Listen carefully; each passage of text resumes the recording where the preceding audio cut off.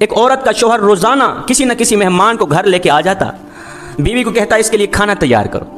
شوہر کے روز کی اس معمول سے تنگ آ کر یہ عورت شکایت لے کر میرے اور آپ کے کریم نبی جناب حضرت محمد مصطفیٰ صلی اللہ علیہ وسلم کی بارگاہ میں حاضر ہوئی، رو کر شکایت کرنے لگی، یا رسول اللہ، میرے شوہر نے معمول بنایا ہوا ہے، روزانہ کسی نہ کسی مہمان کو گھر لے کے آ جاتا ہے اور کہتا ہے اس کے لیے کھانا تیار کرو۔ کڑکتی دھوپ میں مجھے آگ جلانی پڑ جاتی ہے، کھانا تیار کرنا پڑتا ہے، چلو ایک دن کے لیے تو مہمان آ جائے، اس کی خدمت کی جائے، لیکن اس نے معمول بنایا ہوا ہے، روزانہ کسی نہ کسی مہمان کو لے کر آ جاتا ہے اور کہتا ہے اس کے لیے کھانا تیار کرو۔ میں تو آگ جلا جلا کے خود جل گئی، آقا میں یہ تکلیف برداشت نہیں کر سکتی، میں یہ دکھ برداشت نہیں کر سکتی، یا رسول اللہ آپ کے دروازے پر آئی ہوں، آپ مجھے کوئی ایسا طریقہ بتائیں جس کو اپناتے ہوئے میں آپ کے فرمان پر عمل کروں، آپ کے طریقے پر عمل کروں، میرے شوہر کے اندر جو یہ عادت ہے روزانہ کسی نہ کسی مہمان کو لے کر آ جاتا ہے، یہ عادت ختم ہو جائے۔ میرے کریم نبی خاموش ہو کے اس عورت کی بات سنتے رہے، میرے نبی نے کوئی جواب نہ دیا۔ عورت کہتی رہی، سناتی رہی، میرے نبی خاموش رہے، میرے نبی نے کچھ بھی نہیں کہا۔ کریم نبی کے لبوں پر خاموشی دیکھ کر یہ عورت خود خاموش ہو کے واپسی چلی گئی۔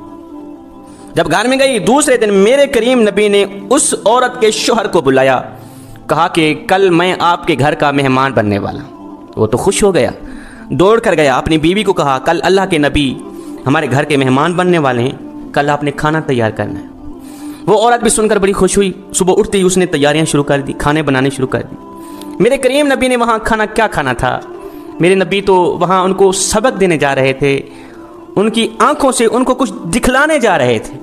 خیر دوسرے دن میرے کریم نبی ان کے گھر پہنچے، دسترخوان لگ گیا، کھانے لگ گئے۔ کھانا کھانے سے پہلے میرے نبی نے اس کے شوہر کو کہا کہ جب میں واپسی پر جانے لگوں اپنی بیوی کو کہنا دروازے تک میرے پیچھے پیچھے دیکھتی رہے گی، جب تک میں دروازے سے باہر نہ نکلوں، حویلی کے چار دیواری کے دروازے سے گیٹ سے باہر نہ نکلوں، بیوی کو کہنا کہ میرے پیچھے پیچھے دیکھتی رہے گی۔ اس نے ایسا ہی کیا۔ خیر میرے کریم نبی نے کچھ کھانا تناول فرمایا۔ کھانا کھانے کے بعد میرے کریم نبی دعا کرتے ہوئے اٹھے۔ اب یہ عورت میرے نبی کے فرمان پر عمل کرتے ہوئے اس عورت نے میرے نبی کے پیچھے پیچھے دیکھنا شروع کیا۔ دیکھتے ہی یہ عورت بے ہوش ہو گئی، اس کو ایسا منظر نظر آیا کہ تاب نہ لا سکی، برداشت نہ کر سکی، بے ہوش ہو گئی۔ میرے کریم نبی آگے چلے گئے۔ جب اس عورت کو ہوش آئی تو اس کے شوہر نے پوچھا کہ آخر وجہ کیا تھی، کیا تجھے نظر آیا تھا؟ مجھے تو کچھ بھی نظر نہیں آیا، تجھے کون سی ایسی چیزیں نظر آئی کہ تو دیکھ کر بے ہوش ہو گئی؟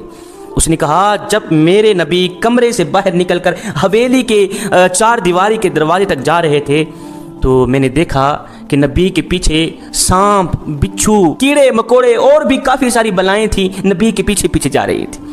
دوسرے دن یہ دونوں میاں بیوی نبی کی خدمت میں حاضر ہوئے۔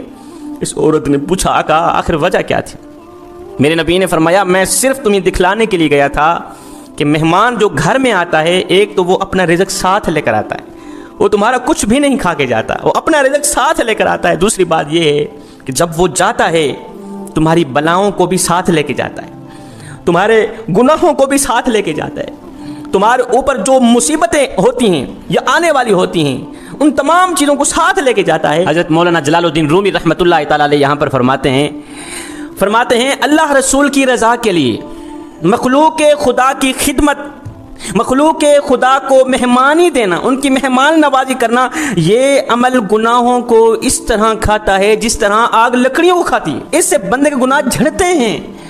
اگر تم چاہتے ہو کہ تمہارے گناہ جھڑ جائیں، ایک گناہ بھی باقی نہ رہے، تو مہمانوں کی خدمت کیا کرو، مہمانوں کی مہمان نوازی کیا کرو، کترایا نہ کرو، اللہ رسول کی رضا کے لیے مخلوق خدا کو مہمانی دیا کرو۔ حضرت سیدنا ابراہیم علیہ السلام جد الانبیاء تھے، آپ کی یہ عادت کریمانہ تھی، اس وقت تک آپ کھانا نہیں کھاتے تھے جب تک کوئی گھر میں مہمان نہیں آتا تھا، جب تک مہمان کو کھانا نہیں کھلاتے خود نہیں کھاتے تھے۔ ایک دن گزرا مہمان نہ آیا، دوسرا دن گزرا مہمان نہ آیا، آپ نے کچھ بھی نہیں کھایا، اس لیے کہ آپ کی عادت تھی جب تک مہمان نہ آتا، مہمان ساتھ میں دسترخوان پہ بیٹھ کے نہ کھاتا، آپ خود نہیں کھایا کرتے تھے۔ ایک دن گزرا مہمان نہ آیا، آپ نے کچھ نہیں کھایا، دوسرا دن گزرا مہمان نہ آیا، آپ نے کچھ نہیں کھایا، جب تیسرا دن گزرا پیٹ روٹی مانگنے لگا، بھوک ستانے لگی۔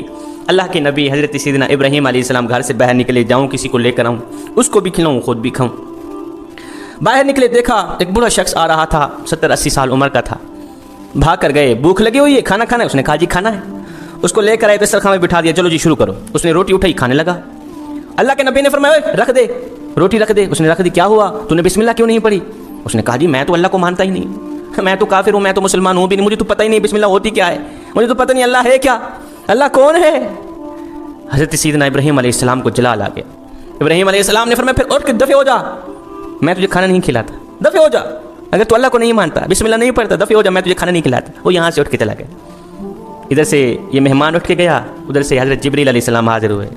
خلیل اللہ فرما رہا ہے تو نے ایک ٹائم کا کھانا میرے بندے کو دینا گوارا نہیں کیا، اس کا قصور یہ تھا کہ وہ مجھے مانتا نہیں تھا۔ ہائے ہائے ہائے، تو نے ایک ٹائم کا کھانا میرے بندے کو کھلانا گوارا نہیں کیا، اس کا قصور یہ تھا کہ وہ مجھے مانتا نہیں تھا۔ ابراہیم دیکھ تو صحیح، 70 سال سے میں اسے کھلا بھی رہا ہوں، میں اسے پلا بھی رہا ہوں، میں نے تو کبھی نہیں پوچھا کہ تو مجھے کیوں نہیں مانتا، تو مجھے مانے گا تب میں تجھے کھلاؤں گا، تو مجھے مانے گا تب میں تجھے پلاؤں گا، میں نے تو کبھی نہیں کہا۔ صاحب آپ کے محلے میں اگر کوئی شیعہ رہتا ہے، وہابی رہتا ہے، دیوبندی رہتا ہے، یا کوئی غیر مسلم رہتا ہے، اس کا حساب وہ خود دے گا۔